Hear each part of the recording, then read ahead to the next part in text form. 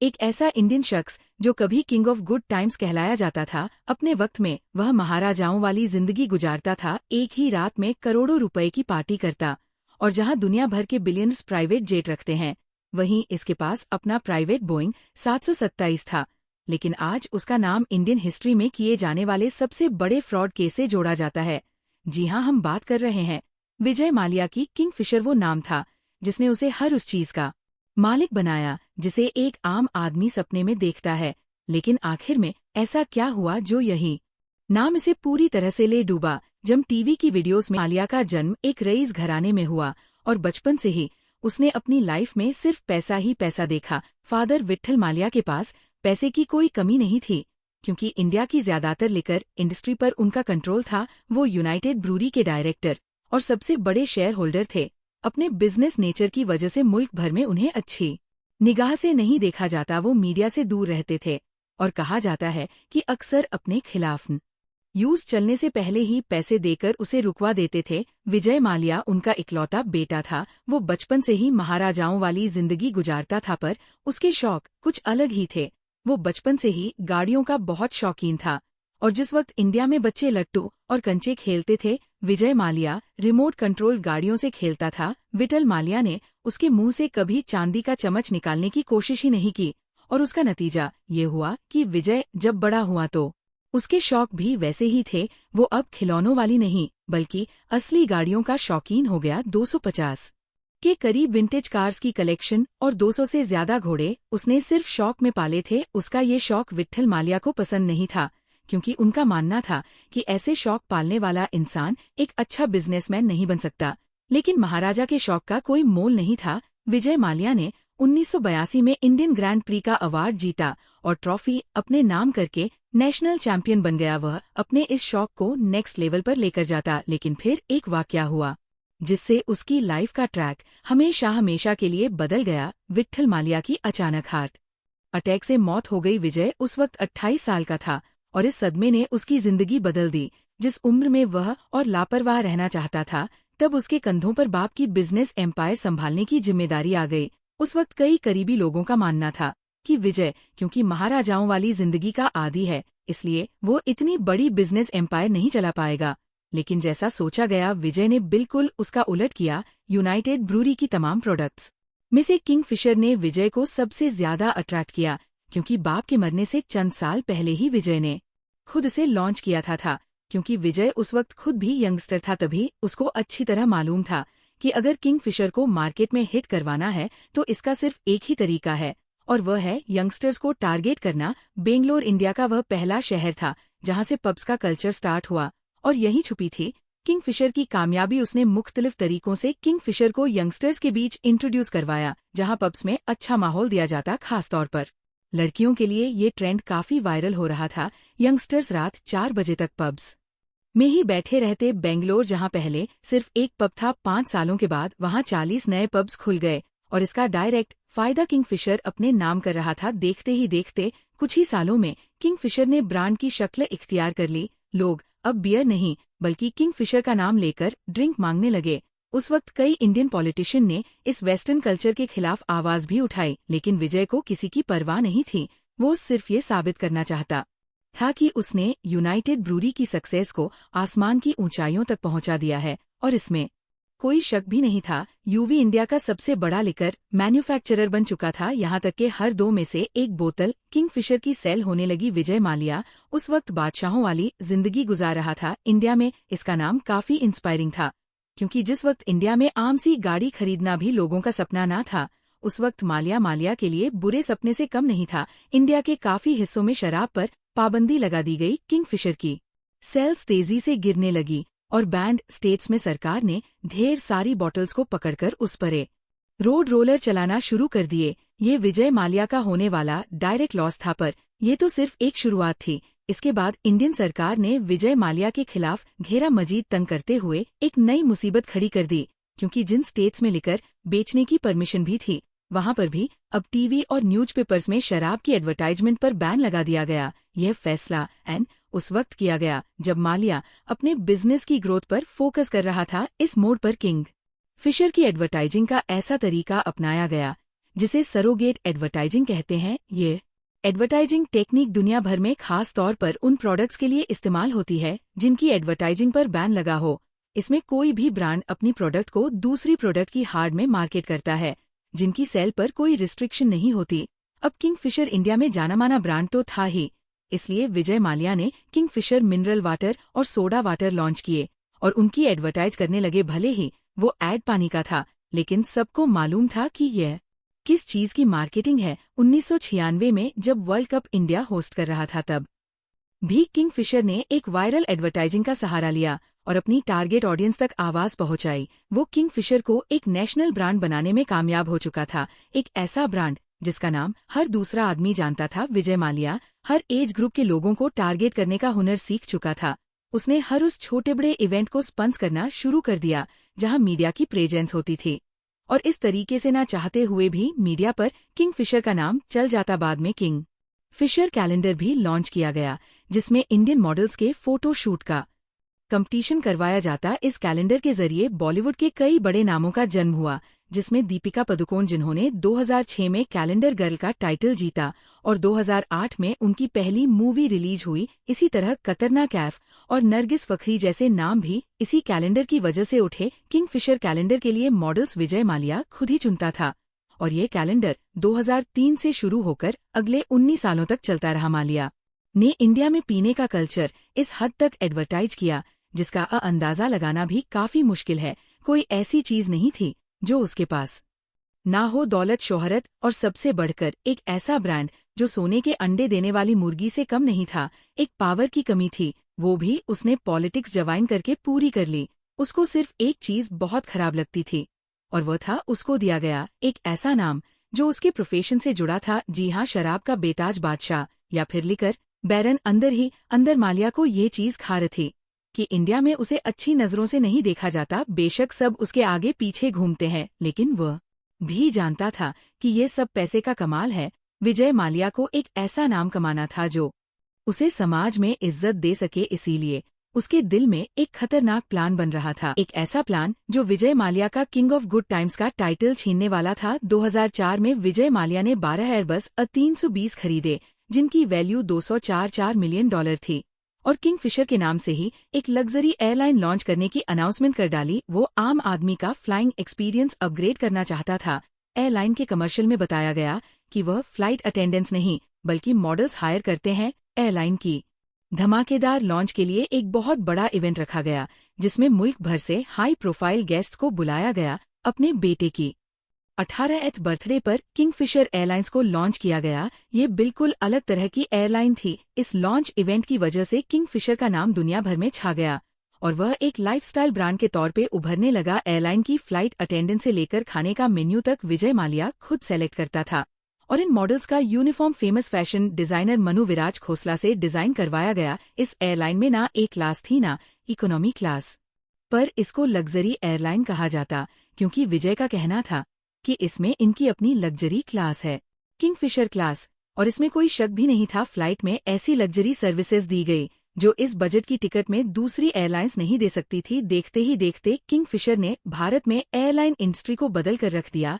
अब आहिस्ता आहिस्ता विजय माल्या की वो लिकर बैरन वाली इमेज बदलने लगी, क्योंकि उसके पास शराब बेचने के अलावा एक एयरलाइन भी थी। विजय माल्या किंगफिशर एयरलाइन पर पैसा पानी की तरह बहा रहा था। एक दिन एयरबस की फैक्ट्री टूर पे उसको सेल्स टीम ने घेर लिया और ऐसी ऐसी चीजें दिखाई कि उसी दिन माल्या ने उनसे $1 अरब के नए जहाज खरीद लिए। मामला अब बजट एयरलाइन से हटकर प्रीमियम क्लास की तरफ जाने लगा, जो कि असल में मार्केट की डिमांड नहीं थी, क्योंकि ज्यादातर ट्रैवलर्स कम बजट में ट्रेवल करना चाहते थे। पहले जहां कोई क्लास नहीं थी, अब एक क्लास लॉन्च की गई जिसमें बेस्ट चीजें सर्व होने लगी, लग्जरी सीटिंग, प्रीमियम सर्विस और खाना ऐसा जो शायद मेजॉरिटी इंडियंस ने पहले कभी नहीं खाया था, जैसा कि लॉब्स, जिनका नाम भी अक्सर पैसेंजर्स पहली बार सुन रहे थे। नई क्लासेस लॉन्च करने और एक्स्ट्रा एयरबस खरीदने की वजह से एयरलाइन की ऑपरेशनल कॉस्ट काफी बढ़ गई। ज्यादा ग्राउंड स्टाफ और एक्स्ट्रा फ्लाइट अटेंडेंट्स हायर की गई, जबकि लग्जरी क्लास की डिमांड ना होने की वजह से सेल्स पर कोई खातिर खावा फर्क ना पड़ा। इसकी वजह से पहले 18 महीनों में किंगफिशर एयरलाइन को 347 करोड़ का नुकसान हुआ। विजय के लिए ये मामूली रकम थी, और इस कंडीशन में भी वो एयरलाइन पर मजीद पैसा लगाता गया। किंगफिशर एयरलाइन पहले सिर्फ डोमेस्टिक फ्लाइट्स चलाती थी और विजय माल्या को इंटरनेशनल फ्लाइट्स लॉन्च करने की बहुत जल्दी थी। लेकिन मसला ये था कि कोई भी एयरलाइन इंटरनेशनल फ्लाइट्स तब तक लॉन्च नहीं कर सकती जब तक डोमेस्टिक फ्लाइट्स में उसको 5 साल का एक्सपीरियंस ना हो जाए। लिहाजा उसने जल्दी के चक्कर में एयर डेकन नाम की एक दूसरी एयरलाइन खरीद ली। एक तो ये सौदा मार्केट प्राइस से काफी ज्यादा पैसों पर हुआ और ऊपर से ये लोन का पैसा था जो विजय माल्या ने इंडिया के बैंक से लिया था। उसका प्लान सिंपल था कि लोन का पैसा लो, एयरलाइन में लगाओ और रिटर्न पाने पर लोन चुका दो। कहने को तो बहुत सिंपल बात है, लेकिन असल में ये एक ऐसा जाल था जिसमें सबसे बड़ी कंडीशन रिटर्न मिलने की थी। बहरहाल किंग फिशर अब एक इंटरनेशनल एयरलाइन बन चुकी थी और पैसेंजर्स भी काफी खुश थे, लेकिन अंदर ही अंदर एयरलाइन कर्ज तले दबते चली गई। जिस वक्त ये सारे मामलात चल रहे थे उसी वक्त विजय माल्या फार्मूला 1 की टीम खरीद रहे थे। इसके अलावा उन्होंने क्रिकेट की टीम्स खरीदी जो कि उनका अपना शौक था, ये जानते हुए भी कि उनकी एयरलाइन पर कर्जे का पैसा लगा हुआ है। उसके बाद कुछ ऐसा हुआ जिससे सिर्फ इंडिया ही नहीं बल्कि पूरी दुनिया की एयरलाइंस मुश्किल में पड़ गई। 2008 में अमेरिकन मार्केट में रिसेशन आ गया, स्टॉक मार्केट्स क्रैश हो गई, फ्यूल प्राइसेस बढ़ गई और लोगों की परचे पावर कम हो गई। जब भी रिसेशन आता है तो लोग अपने खर्चों को लगाम लगा लेते हैं, जिसमें फालतू का ट्रैवल सबसे पहले मारा जाता है। अब क्योंकि यूएस डॉलर्स एक इंटरनेशनल करेंसी है, इसी वजह से इसका असर पूरी दुनिया पर पड़ता है और इस बार भी ऐसा ही हुआ। फ्यूल प्राइसेस में 3 गुना इजाफा हो गया। कंपनीज ने अपने ट्रिप्स कैंसिल किए, जबकि टूरिस्ट ने कम। इस सिचुएशन में सिर्फ वही एयरलाइन सर्वाइव कर सकती है जो ख्वामखवा के फजूल खर्चे नहीं करती थी। पर किंगफिशर एयरलाइन तो फेमस ही अपने एक्सट्रावेगेंट खर्चों की वजह से थी। उन्होंने रिसेशन में भी अपने खर्चे कम नहीं किए। उनके रेट्स दूसरी एयरलाइंस के मुकाबले में कम थे और सर्विसेज बहुत आला। इस बात में कोई शक नहीं था कि किंगफिशर एयरलाइन बुरी तरह लॉस में चल रही है और इसका भांडा एक ना एक दिन फूटना ही था। जब ये भांडा फूटा तो वो नए पोल भी खोल बैठा। 12 सितंबर 2011 को एक कैनेडियन रिसर्च फर्म की तरफ से रिपोर्ट पब्लिश होती है जिसका टाइटल था पाई इन द स्काई। इस रिपोर्ट में जो कुछ पब्लिश किया गया उसने किंगफिशर एयरलाइन के सारे कच्चे चट्टे खोलकर रख दिए। असल में एडिटर फर्म ने देखा कि जिस वक्त दुनिया की तमाम एयरलाइंस घाटे में जा रही हैं, उसी वक्त किंगफिशर की फ्लाइट्स आधी खाली जाने के बावजूद भी लोगों को शानदार सर्विसेज दे रही हैं। जब उनको मामला गड़बड़ लगा तो उन्होंने जांच पड़ताल शुरू कर दी। मालूम पड़ कि किंगफिशर एयरलाइन के खर्चे उनकी सेल से भी ज्यादा थे और ये रिपोर्ट तब मजीद इंटरेस्टिंग हो गई जब उसमें ये बताया गया कि ये सारे खर्चे असल में लोन के पैसे हैं जो किंगफिशर ने मुख्तलिफ बैंक से लिए थे। अक्टूबर 2009 में आईडीबीआई, जो कि एक पब्लिक सेक्टर का बैंक है, उन्होंने किंगफिशर को $200 मिलियन का लोन दिया। अब नॉर्मली जब भी कोई बैंक लोन देता है तो वह पहले तसल्ली करता है कि जिसको लोन दिया जा रहा है वो वाकई लोन चुका भी पाएगा या नहीं, जिसके लिए वह कोई श्योर भी रखते हैं। लेकिन विजय माल्या ने बैंक को झूठे डॉक्यूमेंट दिखाकर बताया कि कैसे आने वाले वक्त में उनको इतना फायदा होगा और वह ये सारे पैसे वापस कर देंगे। अब क्योंकि उस वक्त किंगफिशर और विजय माल्या का बड़ा नाम था, इस वजह से बैंक ने सिर्फ नाम पर ही ये सारा लोन पास कर दिया, जो कि एक बहुत ही गैर जिम्मेदाराना हरकत थी। 2009 और 2010 में किंगफिशर एयरलाइन ने टोटल जितने भी खर्चे किए थे वो या तो लोन लेकर किए या फिर क्रेडिट पर सर्विस लेकर, जिसका फिगर $7 अरब तक रिकॉर्ड किया गया। वेरिटास की इस रिपोर्ट ने पूरे भारत में तहलका सा मचा दिया क्योंकि इसमें साफ साफ लिखा था कि किंगफिशर दिवालिया होने के करीब है। इस रिपोर्ट के बाद किंगफिशर को क्रेडिट पे फ्यूल मिलना बंद हो गया और तो और नौबत यहाँ तक आ पहुंची कि कैटरिंग सर्विस जो पैसेंजर्स के लिए बेहतरीन खाना प्रोवाइड करती थी, उनको भी कई महीनों से पैसे नहीं मिले और उन्होंने भी मजीद खाना देने से इनकार कर दिया। ये किंगफिशर एयरलाइन और विजय माल्या के लिए बहुत मुश्किल वक्त था। इस दौरान फ्लाइट्स में पैसेंजर्स के लिए खाने की शॉर्टेज होने लगी और एक मौके पर फ्लाइट अटेंडेंट्स ने अपना खाना भी पैसेंजर्स को ऑफर किया। इसके बाद वह दिन भी आ गया जब किंगफिशर एयरलाइंस के स्टाफ की सैलरीज भी बंद हो गई। उनको उम्मीद दिखाई गई कि कंपनी जल्द ही नुकसान की चुकाई करके सबको सैलरीज देगी। ऐसे करते करते 6 महीने गुजर गए, लेकिन किसी को सैलरी का रुपया भी नहीं मिला। स्टाफ ने प्रोटेस्ट किए, लेकिन वादों के सिवा कुछ नहीं मिला। अफसोस की बात ये थी कि जब ये सब कुछ चल रहा था, 900 एम्प्लॉयज को 6 महीनों से सैलरीज नहीं मिली थी। उसी वक्त विजय माल्या एक फार्मूला 1 टीम और क्रिकेट टीम चला रहे थे।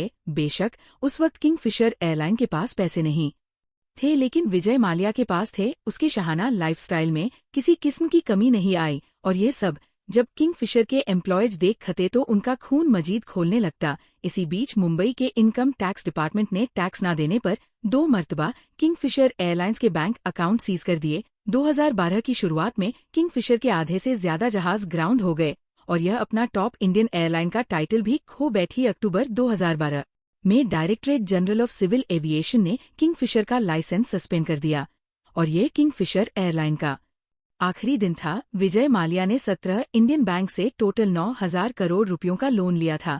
इनमें से ज्यादातर पैसा पब्लिक सेक्टर बैंक्स का पैसा था, यानी ये आवाम का पैसा था। लोन वापस न मिलने पर बैंक्स ने विजय माल्या के खिलाफ केस फाइल किया, जिसमें बताया गया कि विजय माल्या एक विलफुल डिफॉल्टर है, यानी उसने जानबूझकर बैंक से तब लोन लिया जब उसको मालूम था कि उसकी एयरलाइन डूब रही है। इस सारे मामले को लेकर सीबीआई और इन्फोर्समेंट डायरेक्टरेट ने भी इंक्वायरी की, जिसमें यह मालूम हुआ कि लोन लेते वक्त विजय माल्या ने फेक डॉक्यूमेंट दिखाकर बैंक से लोन लिए थे और इन्वेस्टिगेशन में इस चीज के भी सबूत मिले कि जो पैसा किंगफिशर एयरलाइन को बचाने के लिए लिया गया था वो असल में उसने अपनी पर्सनल लग्जरीज और यूबी के दूसरे बिजनेस में इन्वेस्ट किया। ये सारी बातें तो रही एक तरफ, दूसरी तरफ विजय माल्या के खिलाफ लोगों का गुस्सा तब मजीद बढ़ गया जब उसने इन हालात में भी अपनी 68 बर्थडे गोवा में बड़ी शान के साथ सेलिब्रेट की, जिसमें फेमस सिंगर एनरिक ग्लेशियस को बुलाया गया। इस पार्टी में होने वाले दूसरे खर्चे हटाकर